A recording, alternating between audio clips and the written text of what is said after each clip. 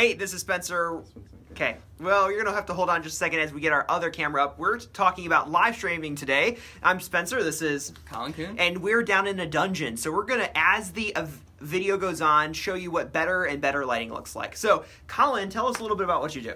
All right, so what I do is basically I do video production. So anything from small marketing videos from like 60 seconds, 30 seconds long to multiple minutes, like 12 minutes or so. Basically all types of video production. Got it. And so over here at Orange Cube, we've had the opportunity to work with Panamotion in the past, made some videos, done some stuffs.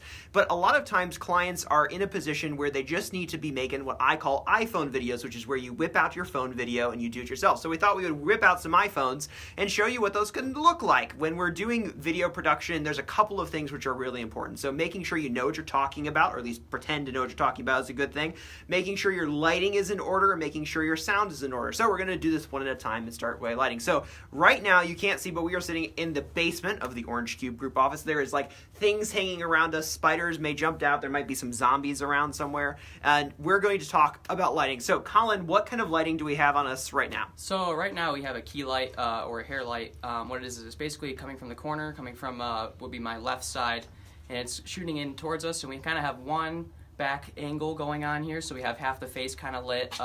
It's not super well, it's not your best ideal light, but it's really great if you kind of want to have some depth to your shot. And so it sounds like one of the things to remember when you're doing lighting is that it's not just about getting lots of light on the subject, because then they look like they have a flat face. So remembering to get some texture to the lighting is important to help separate depth, both from and that's where a side light is. So the behind the scenes look at this is the side light, or the key light that we're using, is nothing fancy. I went over to Home Depot, pulled a light off the shelf, and just replaced the bulb with a photography bulb that I bought off of Amazon. So if you're looking to get a key light or a side light, go ahead and just mosey on over to Home Depot or Walmart, grab yourself a light fixture from the construction area and replace the bulb. It cost me all of like $9 and we have a side light. All right, let's time to up the lighting a little bit, photography team. So what are coming on now, Colin? All right, so right now we have what would be 2-point lighting.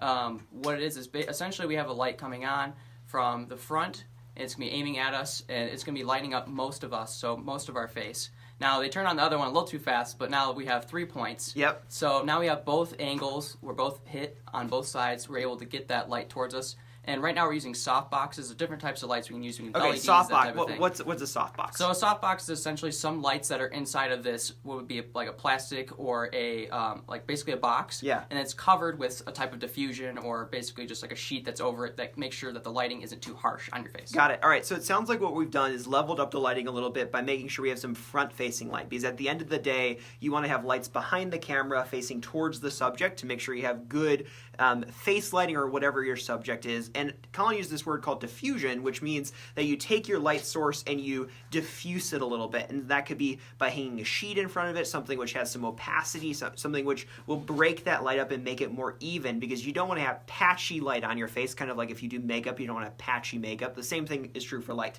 as you don't want to have patchy light. So if you're thinking about doing some lighting for an iPhone video, make sure if you're going to, it's going to be a static shot like this where you're sitting down, that as you light, you consider doing it more diffuse. And you can do those really easily by grabbing some fabric and just make sure it doesn't light on fire and you'll be good. Okay, so that's what we're doing so far for our lighting. Do we have another level which we're going to be playing with today? No? No, doesn't look like it. All right, great. We've talked about doing that. So overall, when you're thinking about doing a video on your phone, remember these 3 things. So first, as far as lighting goes, first make sure that you've thought about lighting. That's a big important part that a lot of people just don't consider it. They get caught up in what they're going to say. Thinking about lighting is your first step. As you're thinking about it, the next thing you might do is thinking about where your light sources are naturally. So we're in a basement right now, and that means that we don't have other light sources to deal with, but you might have a window. And so when you're thinking about those light sources, figure out what they are, just jot them down and break them up. So Colin, I often hear that one of the best light sources is natural light. Could you tell me a little bit about that? Yeah, so natural light is essentially just the light outside. So, I mean, what it is it's best to work with when it's overcast, a little bit shady out. If it's not overcast, it's best to kind of diffuse that in a way where just take kind of a light sheet, put it over a window, and then you can look at it, put the camera over kind of in the corner, and make sure you kind of look through that light. And that's kind of a good way to just have a real basic setup. Got it. So that's number one. think about light. Number 2, name your light sources. So we have some soft boxes going on down here, a key light, but you could just be using natural light. And number 3 is play with it. I think there was this great post that I saw on Facebook a couple of days ago where a local entrepreneur said, hey, I'm trying to figure out lighting, and she took 3 of the same photos having different lights on, and she just threw them up online saying, hey guys, which one do you think looks best? And a lot of people commented on, and there's a pretty solid opinion on that. So that's just kind of an introduction on where you could be going with your lighting for your video production. So remember, if you need to produce videos, there's a great guy in town, Colin over at Pandamotion, and you can go all the way up to a full video production, or you can start at iPhone videos like we're doing here. This took us all of 15 or 20 minutes to set up, which was us goofing around and screwing things on the top of tripods, which we pulled out of the closet here at Orange Cube, and made them happen. So there's no magic to these. It's a relatively straightforward process. Lighting is an important part of that.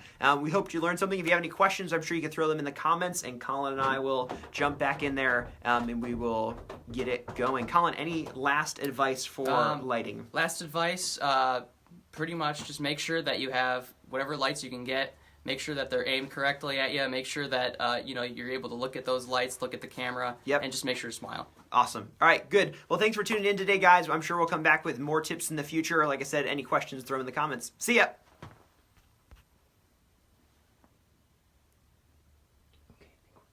Okay. Clear.